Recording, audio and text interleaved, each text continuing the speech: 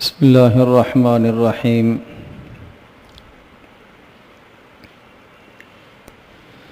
وعن ابن عباس رضی اللہ تعالی عنہما قال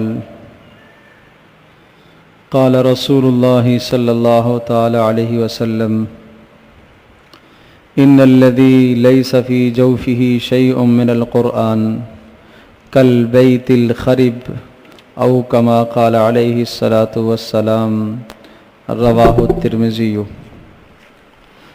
حضرت عبداللہ ابن عباس رضی اللہ تعالی عنہما سے روایت ہے کہ نبی پاک صلی اللہ تعالی علیہ وسلم نے ارشاد فرمایا کہ بے شک وہ دل جس دل میں اللہ پاک کا کلام ذرہ بھی نہ ہو، یعنی قرآن مجید جس کو دل میں ذرہ بھی محفوظ نہ ہو، اس کی مثال ویران گھر کی سی ہے۔ یعنی جس شخص کے دل میں اللہ پاک کا کلام موجود نہیں ہے، جسے قرآن مجید کا کوئی حصہ یاد نہیں ہے،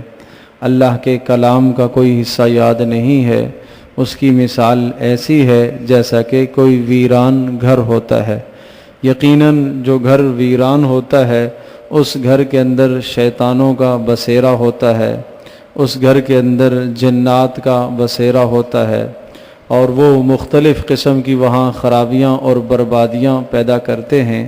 اسی طرح سے جس شخص کے دل میں اللہ پاک کا کلام موجود نہیں ہے، اللہ کا قرآن موجود نہیں ہے،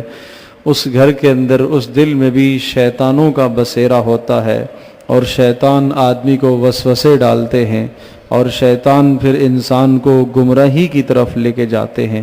تو اس سے یہ معلوم ہوا کہ اپنے دل میں قرآن مجید کا اچھا خاصا ذخیرہ آدمی کو رکھنا چاہیے، اور قرآن مجید کو یاد کرنے کا اہتمام کرتے رہنا چاہیے۔ جتنا یاد ہے اللہ پاک کا شکر ادا کیا جائے، مزید یاد کرنے کی کوشش کی جائے۔ عمر کا جو بھی مرحلہ ہے، ہر مرحلے میں قرآن مجید یاد ہو سکتا ہے۔ قرآن مجید کا یہ اعجاز اور معجزہ ہے کہ عمر کے جس مرحلے میں بھی اس کو یاد کیا جائے، ہاں یہ یاد ہوتا ہے۔ کبھی کبھی ایسا ہوتا ہے کہ عمر کا ایک مرحلہ گزر جاتا ہے، اب یاد کرنا مشکل ہے، اب پڑھنا مشکل ہے، لیکن سنیے نبی پاک صلی اللہ تعالی علیہ وسلم نے یہ ارشاد فرمایا، وہ شخص جو قرآن مجید کو پڑھتا ہے اور اٹک اٹک کر پڑھتا ہے، اس کو دوہرا اجر ہے، اس کو دگنا اجر ہے۔ تو جس آدمی کو صحیح پڑھنا نہ آئے وہ پڑھنے کی کوشش کرے، صحیح پڑھنے کی کوشش کرے، اصلاح کرنے کی کوشش کرے، لیکن اس غرض سے کہ مجھے صحیح نہیں آتا میں چھوڑ دوں، یہ درست نہیں ہے۔ اس لیے کہ جو آدمی اصلاح کرنے کی کوشش کرتا ہے اور کوشش کرنے کے باوجود بھی اگر اس کی کوشش ناکام رہی،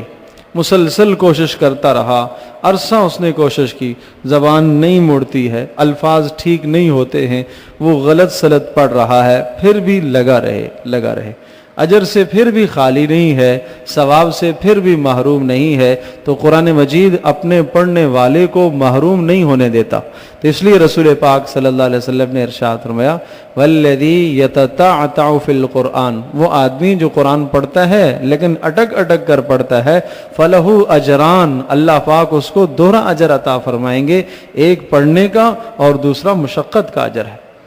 تو اس لیے جتنا یاد ہے مزید ترقی اور اضافے کی کوشش کی جائے۔ آدمی اگر روزانہ ایک ایک آیت ہی یاد کرتا ہے، اور قرآن مجید کی وہ صورتیں کہ جن کی آیات مختصر ہیں، چھوٹی چھوٹی ہیں، ان کو یاد کرنے کی کوشش کی جائے۔ سورۃ الواقعہ ہے جسے یاد ہے اچھی بات ہے، نہیں یاد ہے یاد کرنے کی کوشش کرو، ایک ایک آیت روزانہ یاد کرتے رہو، دو آیتیں یاد کرتے رہو۔ سورۃ الملک ہے جسے یاد ہے اچھی بات ہے، نہیں یاد ہے اسے یاد کرنے کی کوشش کرو، جس کے متعلق نبی علیہ الصلوۃ والسلام نے ارشاد فرمایا کہ میرا جی چاہتا ہے کہ یہ ہر مسلمان کے دل میں محفوظ ہو۔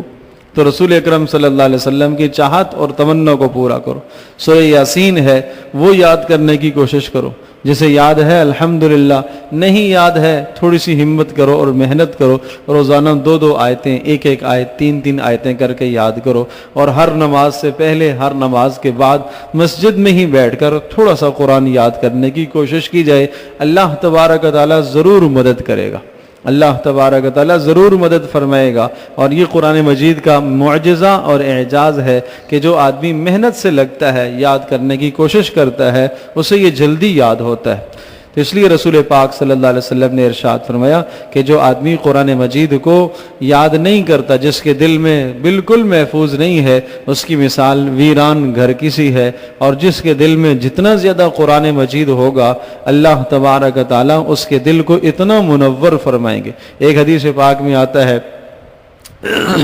جس چمڑے کے اندر قرآن ہے وہ جہنم میں نہیں جلے گا۔ چمڑے سے مراد انسان کا جسم ہے، کہ جس جسم میں قرآن مجید محفوظ ہے وہ جہنم میں نہیں جلے گا، اللہ پاک جہنم کی آگ کو اس پر حرام کر دے گا۔ تو اس لیے یاد کرنے کی کوشش کی جائے۔ حضرت صلی اللہ علیہ وسلم نے یہ بھی ارشاد فرمایا کہ اللہ پاک یہ ارشاد فرماتے ہیں کہ جس آدمی کو قرآن مجید کی تلاوت کرنے کی وجہ سے اور قرآن مجید پڑھنے اور پڑھانے کی وجہ سے، تفسیر سیکھنے کی وجہ سے، معنی سیکھنے کی وجہ سے دعا کرنے کا موقع نہیں ملتا، ہر وقت قرآن میں لگا ہوا ہے، اتنا سیکھ رہا سکھا رہا کہ اسے اللہ پاک سے مانگنے کا موقع نہیں ملتا، تو اللہ ارشاد فرما رہا ہے کہ میں اس کو مانگنے والوں سے زیادہ عطا کروں گا۔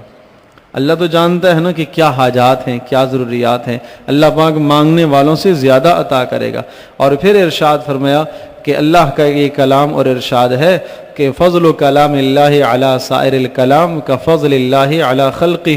کہ اللہ پاک کے کلام کی فضیلت یعنی قرآن مجید کی فضیلت باقی کلام پر ایسی ہی ہے جیسا کہ اللہ کی فضیلت اس کی مخلوق پر ہے۔ ظاہر ہے اللہ اور اس کے مخلوق کا مقابلہ تو نہیں ہو سکتا، اللہ پاک کا جو بلند مقام اور مرتبہ اور عظمت اور احترام ہے وہ اللہ کی مخلوق کا تو نہیں ہے۔ اسی طرح سے ارشاد فرمایا کہ اللہ پاک کے کلام کی بھی بڑی فضیلت ہے، اللہ کے کلام کی فضیلت باقی کلاموں پر ایسی ہی ہے جس طرح سے اللہ پاک کی فضیلت اپنی مخلوق پر ہے۔ تو قرآن مجید سے اپنا ربط اور تعلق رکھو، اللہ تبارک و تعالی ہم سب کے لیے عمل کرنا آسان فرمائے۔